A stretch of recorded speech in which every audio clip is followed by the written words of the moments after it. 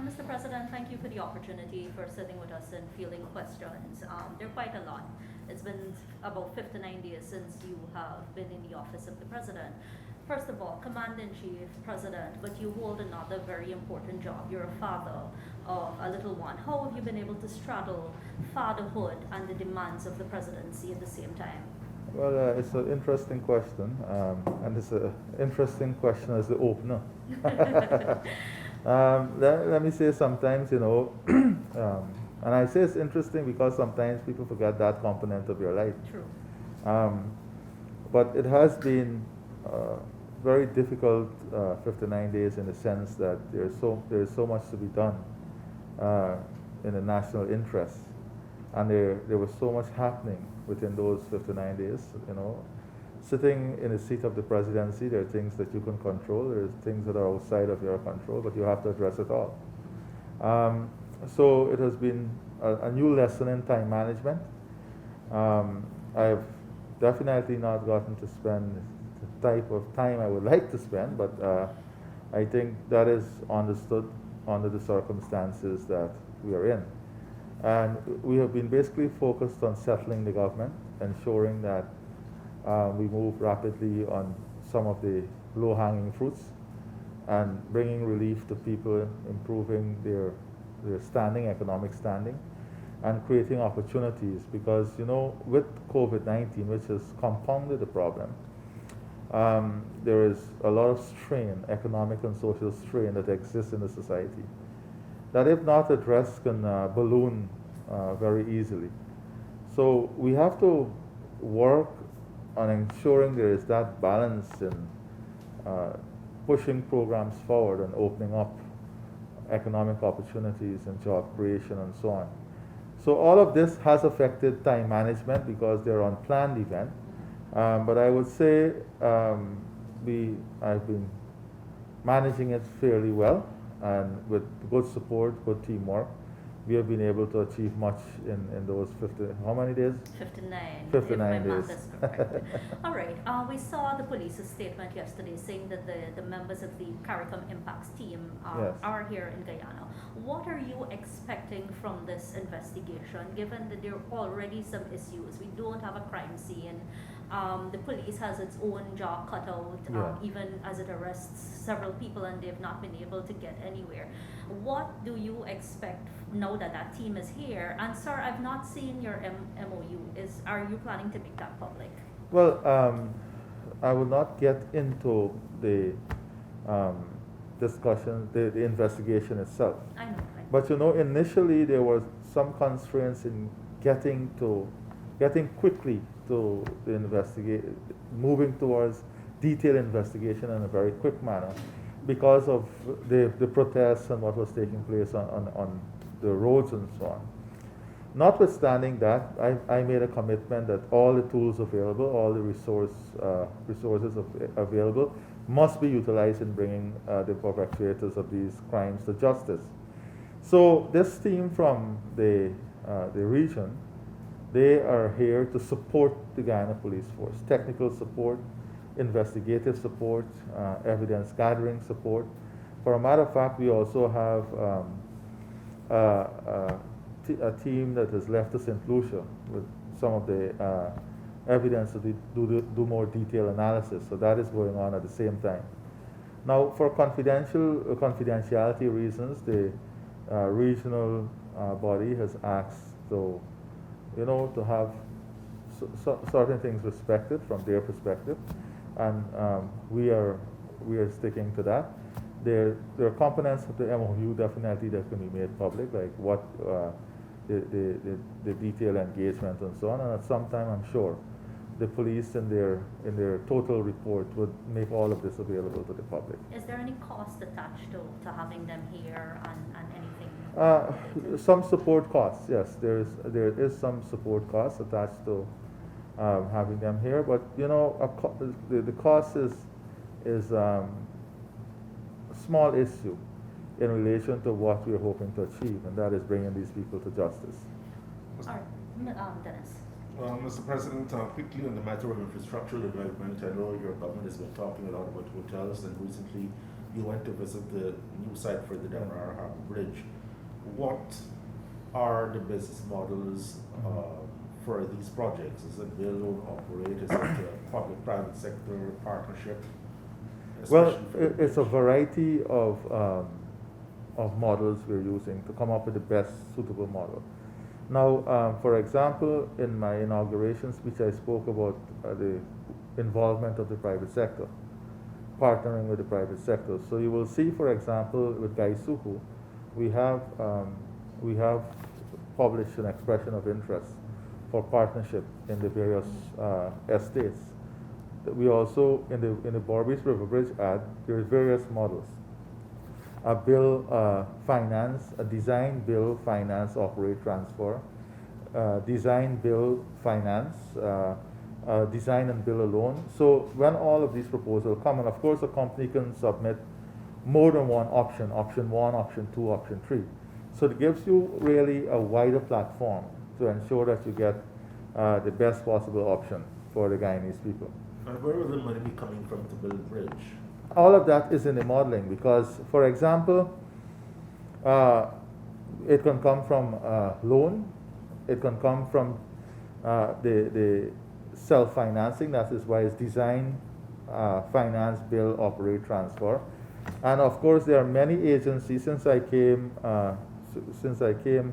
into office, there are many agencies, whether it's capital venture firms, international agency, bilateral agency. Only yesterday, I had a meeting with the Canadian High Commissioner, and they have a special fund, investment and development fund with the partner, with private sector and with the government, that has low-cost financing available for massive transformational projects. So there are many companies, many developers who have access to these different funds, so they can come up with these funds in their model. And then, of course, there's always the possibility of having it financed through loan. But if you allow me just one Yes, moment sir. to expand on this. So what we want to create is a framework.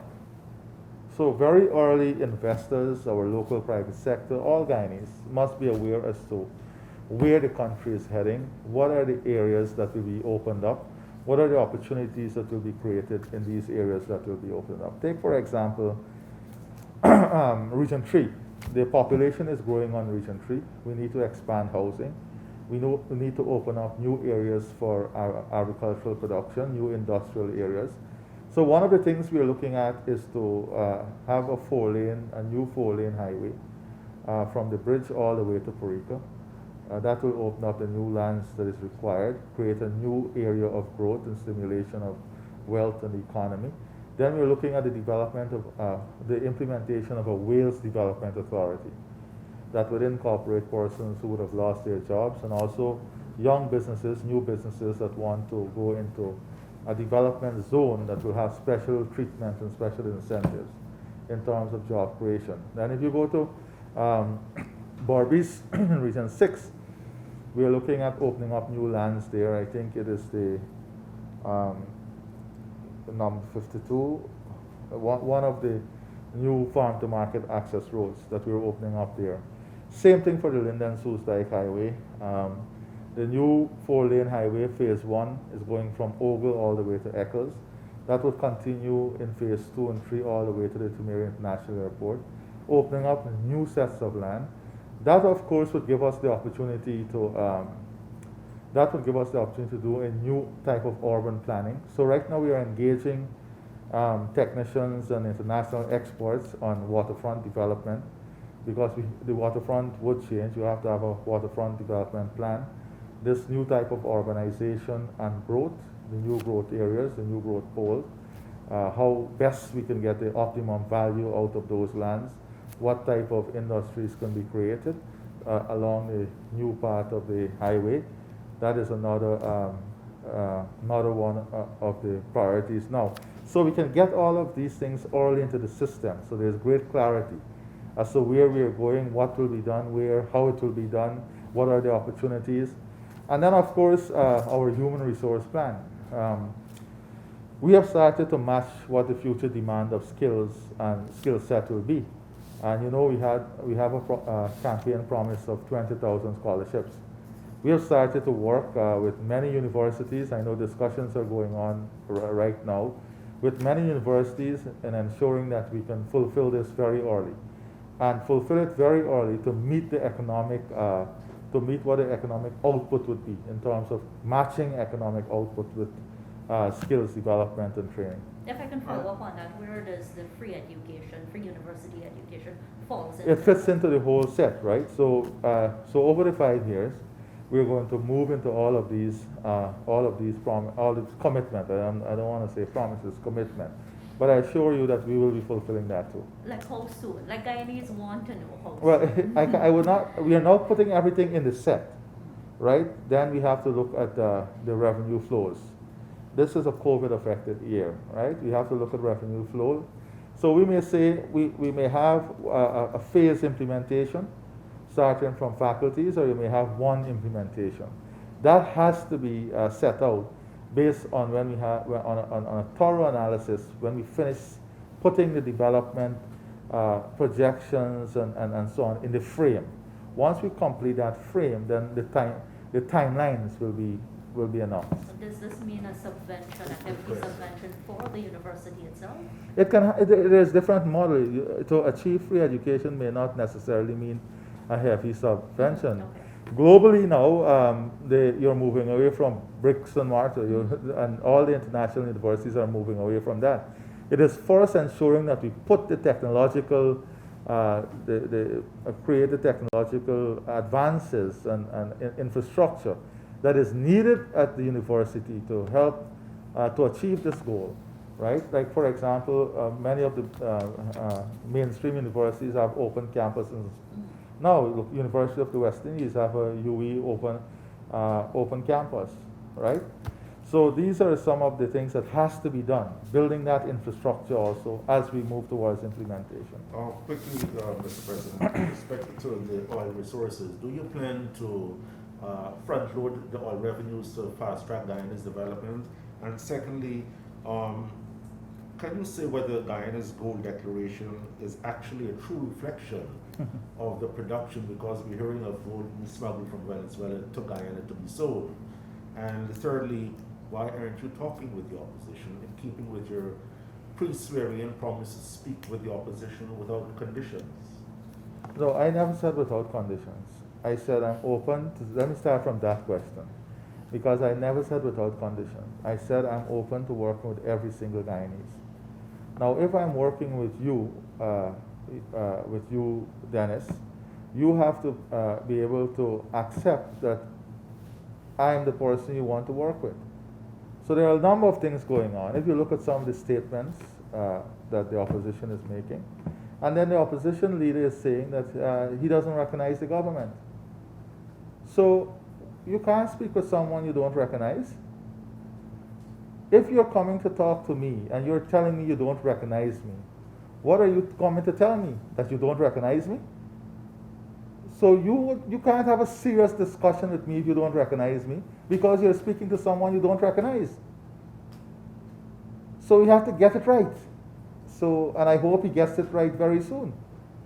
Because if you come to me, you can't come to me to tell me you don't recognize me. And if you're coming to me, it means you recognize me. So the opposition leader has to make up his mind and make that very public. But you have a president who's open. I am very open to all Guyanese. That's the first thing. The second thing is gold. Gold, in terms of the declarations, are they Well, a true reflection of Guyana's production in light Well, of smuggling from Venezuela? as you're aware, I can't pronounce on that issue right now, because there is an ongoing analysis that is being done at the Gold Board. We have a new board. There is no board right now. We are working by the end of this week. Hopefully we can have a board in place there, the Guyana Gold Board. And then I'll have a report, comprehensive report, and then I can come back to you on that. So at the moment, that is what is going on there. And the third question was Front loading of front loading. Okay, so now, as you're seeing, most of the development that we are talking about now, it has a lot to do with mobilizing private capital. It has nothing to do with going into the oil fund or anything. It is about mobilizing private capital, whether it's international, whether it is regional, or whether it is local.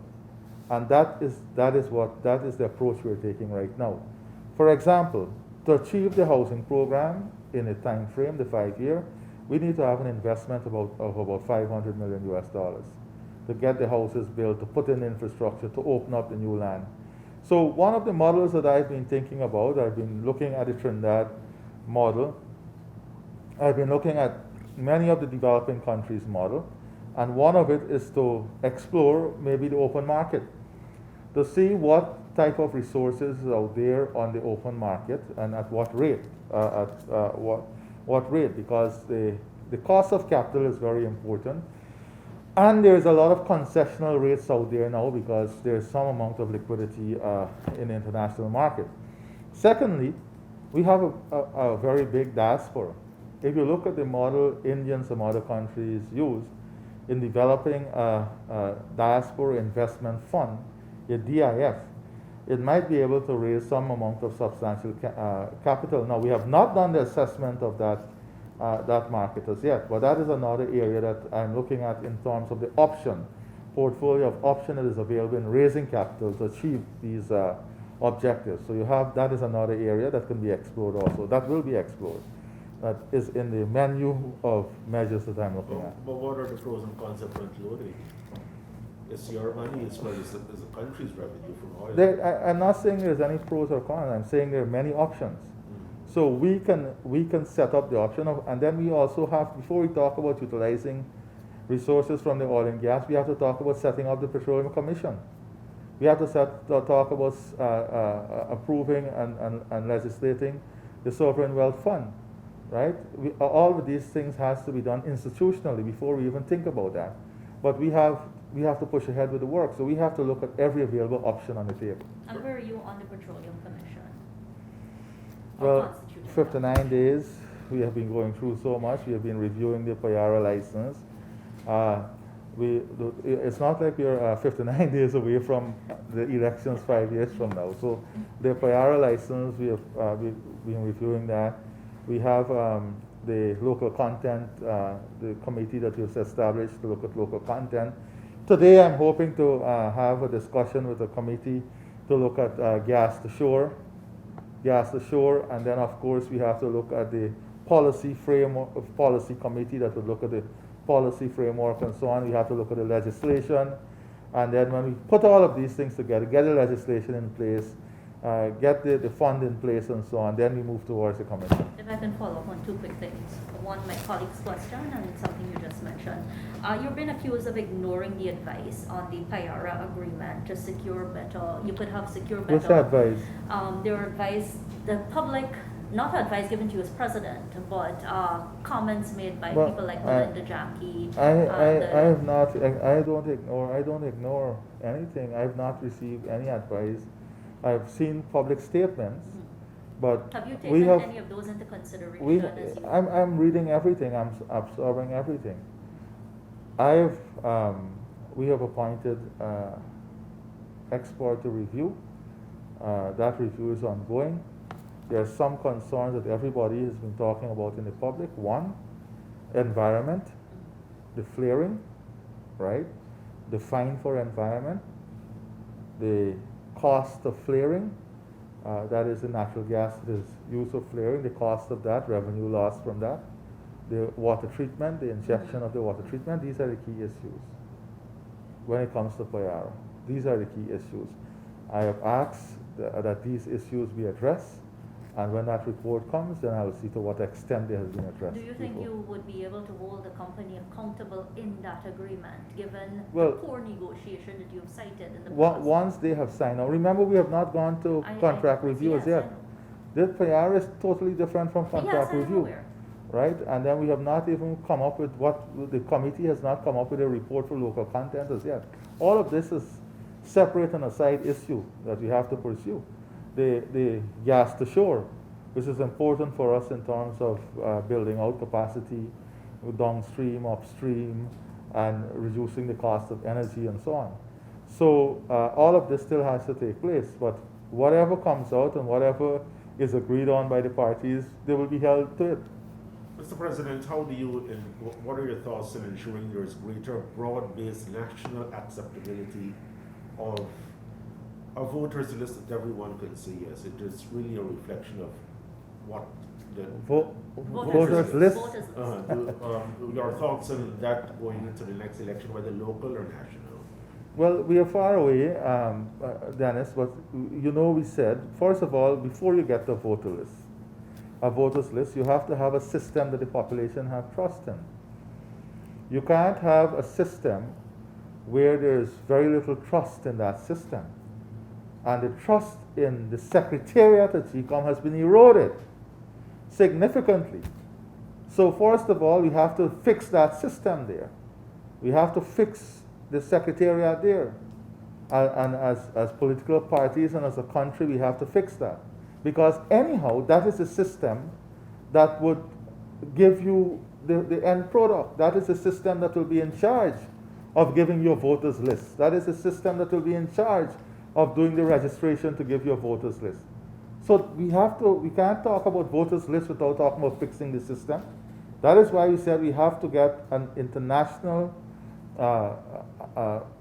COI to go in there independently, bringing to us and highlighting to us what occurred, where the weaknesses are, and where the holes were. Isn't that overreaching though, Mr. It is not President? overreaching. It is not. We have to fix it. It can never be overreaching when you want to protect democracy and the will of the people. But you are a partisan beneficiary of that very system. I am not a beneficiary. No, I'm talking about No, your let me party, just your government. let me just make this very clear. This government is not a beneficiary of any system. This government is a beneficiary of the will of the people. This government is here because the will of the people spoke. This government is here because the people elected this government. We're not the beneficiary of a system. And I want to, let us take that off the agenda. We're not a beneficiary of the system. We want the system to be fixed because the system tried. The system tried to take away the will of the people. The system tried to derail democracy. The system tried and tested our collective conviction to democracy. The system destroyed Guyana's credibility internationally. That is what the system did. And that is why we have to fix the Mr. system. President, with the COI, how do you intend to cross what is enshrined in the Constitution? That is the independence of GCOM. Exactly. I'm not talking about the personalities, I'm talking about what the Constitution says. How do you intend to cross that? This has nothing to do with the independence of GCOM. This is a COI that goes there to look at what took place. This is an independent COI. No, not only on election day or in the elections. It has to look at everything that took place. The world wants to know what took place. But since that independent The region will have to take the recommendations Of or whatever not take body. the recommendations. Yeah. No, the COI will bring out its recommendation. Those recommendations, we have to do reforms in fixing the system. And this has to be done, as you know, all stakeholders will have to agree. But at least it is not the president who will be going and do the COI. It's an independent analysis.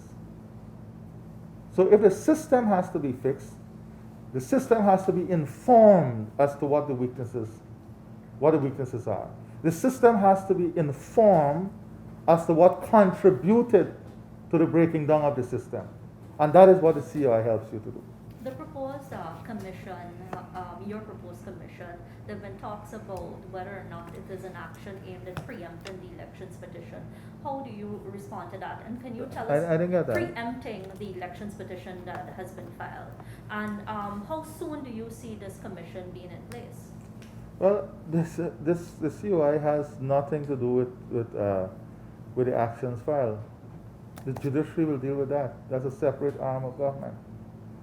There is no relationship. We said from day one that any party, that is a democratic right. That is their democratic right. There is no linkage. The COI can't influence the judiciary. The COI can't influence the judiciary. Just like all the international organizations who spoke out on the elections, the judiciary is a separate arm. They went to the judiciary with an election petition as democracy allows, and that is another issue. and I'm not going to get into that issue. That issue is already in the But Mr. judiciary. President, in an environment where the two major parties are not talking, how do you see the recommendations of the COI being implemented at the end of the day? I don't know how you frame that question like that, because as I said earlier, you have one party who... Well, it is in that context that I feel No. The other party that you spoke about, well, I don't know if it's two parties alone, because I see today Patterson resigned. I read As that? General Secretary. As General Secretary. I read somewhere too that is something, disagreement, they had an agreement on the Vice Chair at Region 4. Is that correct? You I read don't the know same what you thing? read. I don't know what you Okay, read. so it seems as even within APNU So they're how not, are we gonna cross- they're not talking with each other. So if we can't cross the hurdle in that party, you know, but let me say this. It's very easy. Very simple. He has to fix what he has created, a misleading narrative to the people of this country. This is a legitimately elected government. This is a legitimately elected government. I'll leave it there. Is the non-recognition the only yardstick you're going to use for not? No, looking at that's this not the only. inclusionary There's clause? many things, but I'm just giving you one example here, right? You can't come to tell me what you talk if you don't recognize me. You can't come to tell me you don't recognize me. You can't bring anything beneficial to me because you don't recognize where I'm sitting. Why we don't want to address that?